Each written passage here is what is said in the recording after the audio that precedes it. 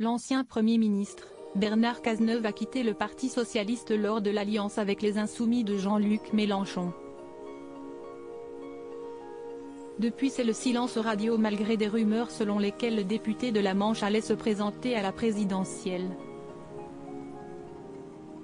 Pour la première fois, il se confie sur le PS et ce qu'il souhaite mettre en place dans un entretien exclusif pour Le Point. Bernard Cazeneuve évoque notamment le duel entre Olivier Faure et Nicolas Mayer-Rossignol lors du congrès du Parti socialiste. En effet, les journalistes du Point questionnent Bernard Cazeneuve sur la séquence de l'accord entre Olivier Faure et Nicolas Mayer-Rossignol et il semblerait que l'ancien Premier ministre ait un avis bien arrêté. J'y vois l'épilogue pour le Parti socialiste d'un lent processus d'affaissement et j'en suis infiniment triste.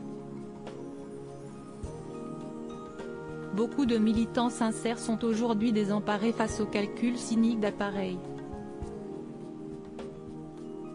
Bernard Cazeneuve n'hésite pas à donner son avis sur le PS, en évoquant la stratégie du parti. Lorsque le PS était une force crédible, il y avait un message clair porté par un premier secrétaire incontesté. Aujourd'hui, on cherche en vain le message.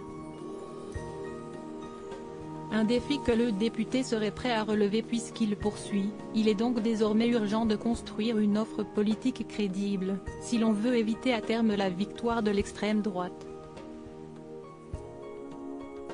Voilà pour moi le seul enjeu. Supérieur à Bernard Cazeneuve et sa femme, un duo toujours aussi complice. Je lance un mouvement et pour cela, Bernard Cazeneuve se dit prêt à incarner une ligne social-démocrate et réformiste, en lançant durant l'automne 2022 un manifeste pour une gauche républicaine, social-démocrate, humaniste et écologique.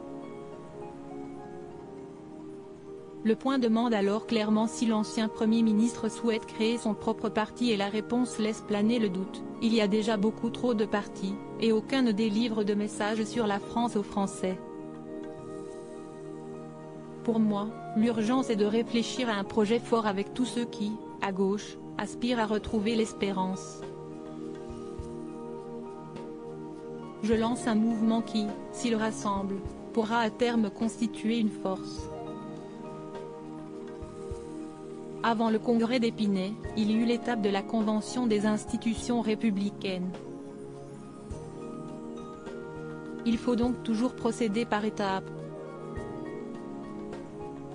Affaire à suivre donc. Article écrit en collaboration avec 6 médias. Crédit photo, Mathieu Mirville. Panoramique Best Image.